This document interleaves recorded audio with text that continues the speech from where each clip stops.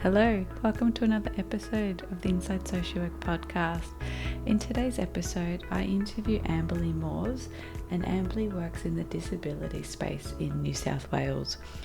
Amberly is on Dharawal country and I'm on Wurundjeri country, and I'd like to pay my respects to elders past, present and emerging.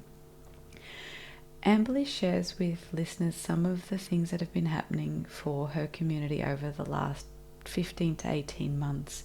There has been recovery from bushfires, COVID-19, and now currently they're battling floods. So some really almost once in a lifetime events happening one after the other. And Amberly shares some of her advice and the things that have helped get her and her team through some of these difficult times, really emphasizing the importance of self-care. Amberly works in disability services and has some experience in management and leadership in that space, and she's currently completing her social work qualifications as well. So another social worker to add to our lovely community. Without further ado, here is my interview with Amberly. Okay, welcome to the podcast. Today I'm interviewing Amberly Moers. Welcome, Amberly. Hi, thank you. Would you like to share with the listeners a little bit about, your social work journey and where you're at now? Yeah, so currently I am a social work student at Western Sydney. I'm finishing my last 2 units, so I'm very excited to get out there into the workforce. But at the moment, I work for disability as a support worker currently, and I've been in all sort of roles throughout then, managing and also supporting staff members through hard times, especially 2020. Yeah, absolutely. What's been your background before social work? So being a student, but also working in the field. Have there been other sort of skills and qualifications you've picked up along the way? Yeah, so I graduated high school and went on to a diploma of social science. So I completed that and got my first ever role as a support worker in the disability community. And from there, I've been in that role for 4 years now. And yeah, I've experienced so many things working with these guys and getting to know them. And it's really sparked some inspiration to continue work for them as a social worker. And, that's really my passion. And I want to, as a social worker, continue to work in the disability community and make some changes, some positive change, and just, be there for them, It's very, how I say it, I'm so lucky, I guess, to have found my passion so early on in my life. It feels like it was almost destiny to just be given an opportunity to work in the community and just really getting involved in that and realizing that I have so much potential to make great positive changes to people's lives. And I think that's what being a social worker is all about. You want to make those great changes and be there for them and impact people's lives, That sounds really great that you found what your interest is so early on. Can you share with listeners, what are some of the misconceptions around working in disability? Was there anything that came as a surprise to you, or when you talk with others that you hear comments that surprise you about how it's seen as a career path or an area to work in? Absolutely. I think it can be very daunting working in a role where you are very responsible for other people. And it's still a very developing area. We've had the NDIS for some time now, and we're still working on it. We're still getting it up to speed and all that. And we are still trying to get quality support workers and people into the roles with them. So I think it can either be very challenging or very worthwhile being in this kind of role and working in this kind of area. It's also very challenging as a person who cares for people in the disability community to be their advocate and be their voice. Sometimes, often, they might not even have a voice. I work for a lot of people that are nonverbal, and sometimes you have to be that one to stand up, advocate for them, and get them to where they need to be or help them to achieve their goals. It can be challenging being relied upon like that and having that sort of pressure and all that, and fighting stigmas or fighting whatever may come their way on their behalf. But sometimes you just got to do that, right? So Yeah. yeah. And I hear what you're saying about the advocacy being a large part of that work. Mm-hmm. What are some of the other things? Like, I know it's such a broad term, disability. It can incorporate so many different physical differences, intellectual differences.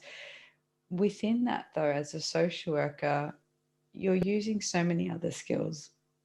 Pardon. Mm-hmm. I know personally, when I worked in that space, it overlaps with mental health, with systems, with family work, with developmental theory. Like, there are so many other things happening and tools Mm-hmm. and frameworks that you're pulling in. Could you share a little bit about your experience and some of the other things that you're, I guess, leaning on or researching or reading, and the tools you're bringing into disability work? Absolutely. There's a lot of intersectionality in this area. You might have a disability, but you might also be a woman. You might have other things going on in your life that could even make it harder for you to get to where you want to be or be supported in some cases. There's also a wide range of disabilities. I care for people who need much higher supports. And it can be, you got to look for the resources that are currently out there and look at strength-based approaches and really person-centered ways to support people, especially over the recent times with bushfires and COVID-19. You have to find ways to support them, skill build, help them in their way to understand what's going on in the world, especially when they might not have that, ability to do that for themselves. As I said, I work for a lot of people that are much higher supports, people who are nonverbal, suffer from epilepsy, sometimes elderly or bedbound. It can be quite challenging to go through those kind of situations and still use those social work frameworks and techniques and all that stuff and deliver quality support when it's can be so stressful sometimes for yourself. So I think it's really important to keep researching and looking what's out there, what's current, what kind of supports that we can have with our own mental health, but also their own mental health. How can we be more trained in delivering services that can help with their mental health, especially when it's really hard to gain that access.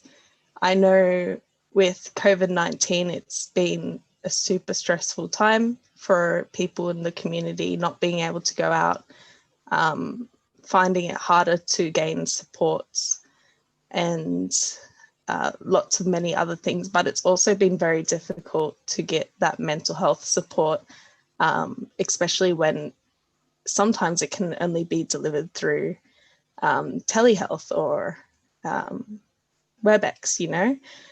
It can be more barriers, you know, when there's already so much already.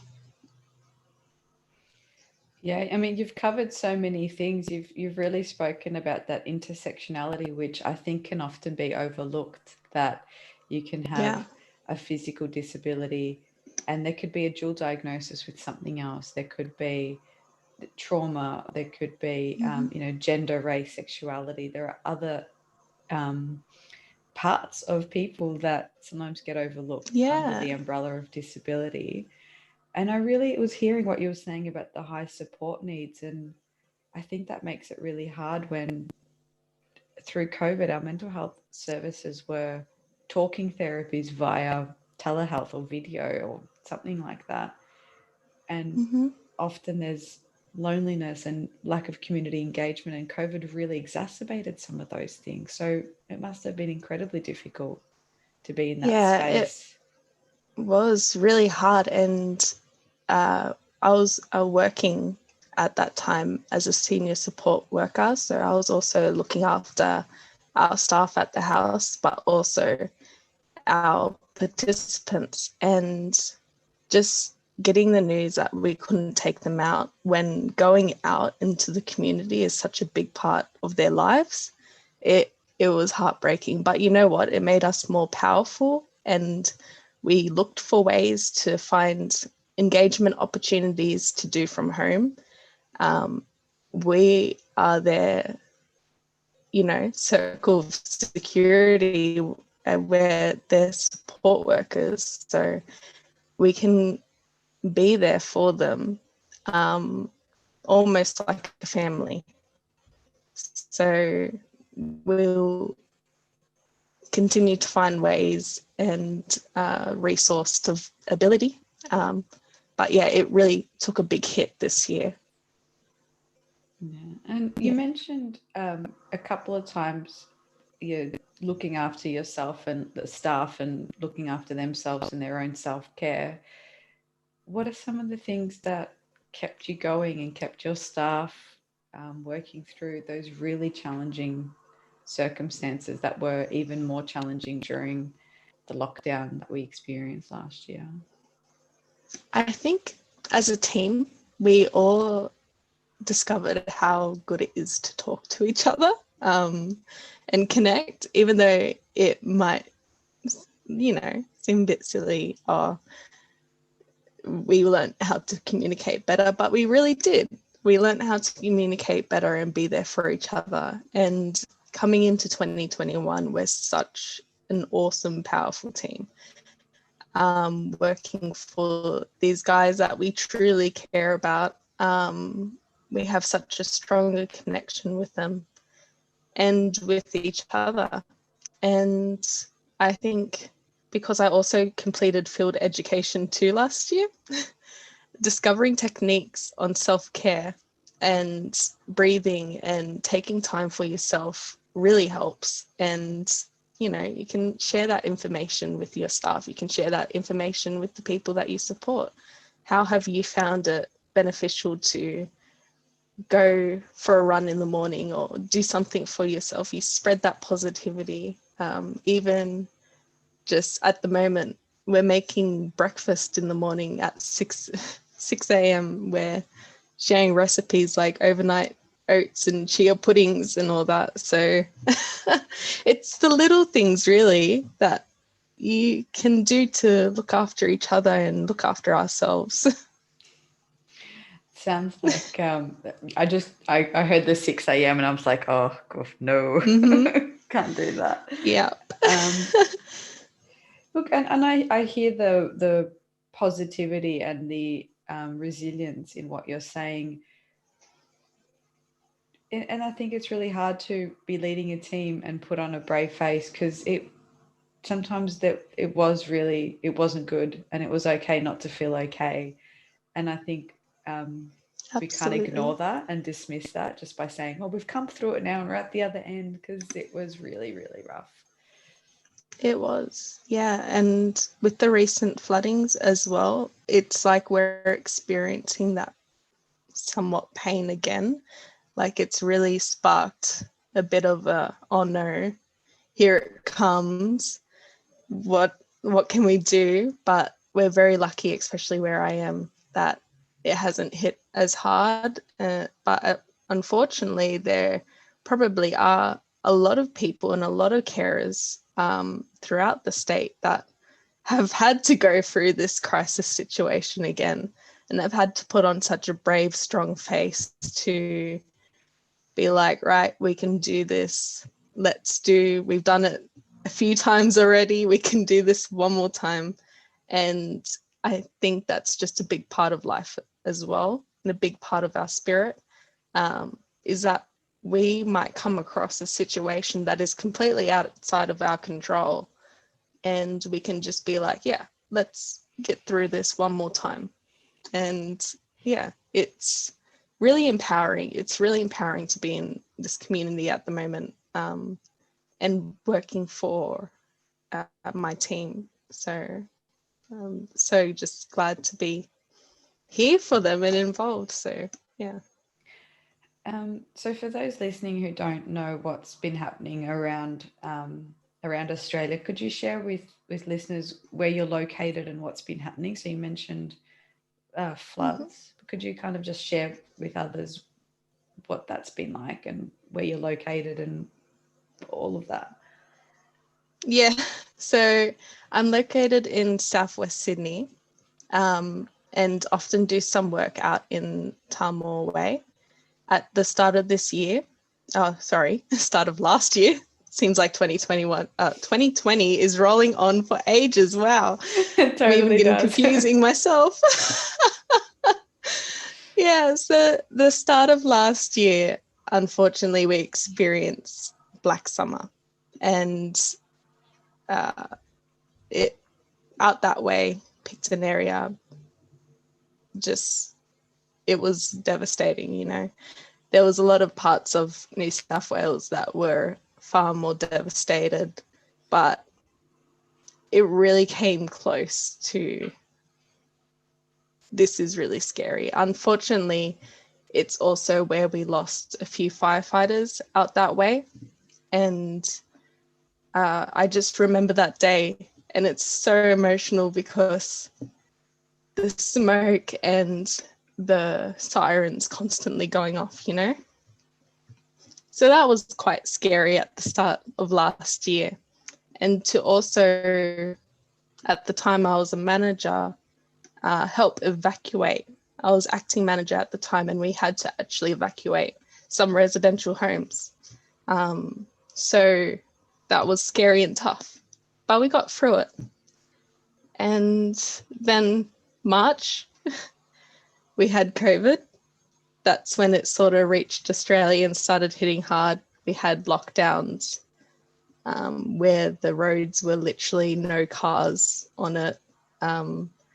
Usually getting up at 6 a.m. in the morning to work, you would see on the weekdays a lot of cars around, a lot of trucks going around. But it was so apocalyptic vibes that there was no one on the roads and no one leaving the house. But it was so surreal as well, because I'm still going to their homes and I'm still supporting them. I'm still seeing my staff. I'm very lucky to still have a job during that time. But it was also so surreal, and also heartbreaking to not be able to do the things that we usually do with the guys that we support during that time. And later on in the year, I joined as a part of the rapid response team. So I actually dealt with the positive case, you know, supporting that person who has a disability, who has been told by the government that they need to isolate for 4 weeks. And that was just such a challenging time. And we had such a amazing team in that rapid response team to actually power through that and give such critical support during that crisis time for them. I will never forget that 2 weeks of working nonstop with 5 other people to get them through that isolation period. So yeah, and now recently we've had the floods, and that's really devastated the Port Macquarie area, which is heaps far away from us, but also locally out near Windsor and the Camden area, which is very close to me. So Picton was evacuated again, and a lot of my co-workers and all that have experienced the floods and actually haven't been able to leave their house, because of it. So it's been some really crazy times, and a lot of times where we're like, wow, we don't have control. But what do we have control of? What can we do about this situation? How can we make it better for ourselves and the people we're with and the people we're supporting, What can we do to make the best out of this chaotic experience? What it feels like. It's just so chaotic and like unfortunate. How can we make that a positive experience instead? Yeah. That's such a incredible journey. I mean, 15 months of 2 natural disasters and a worldwide pandemic is really exhausting. It's really took a lot. There are no silver linings. There are no, at least it's awful. Yeah. And it's like hit after hit, and it's definitely made us stronger because, well, with the floods, we're just like, all right, what's next? What's going to happen next? But hopefully the universe is on our side as well, that we'll have some more calmer waters and, mellow times ahead of us, because we have been through a lot. I think not just our community, but all communities, the whole of society, has been through a lot. Absolutely.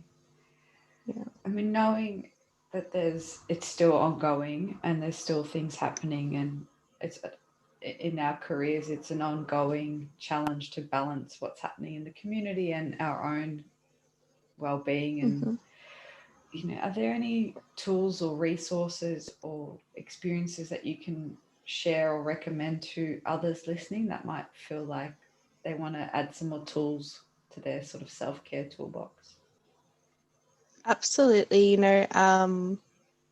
got to look after yourself. As much as social workers and as carers, we want to put others first.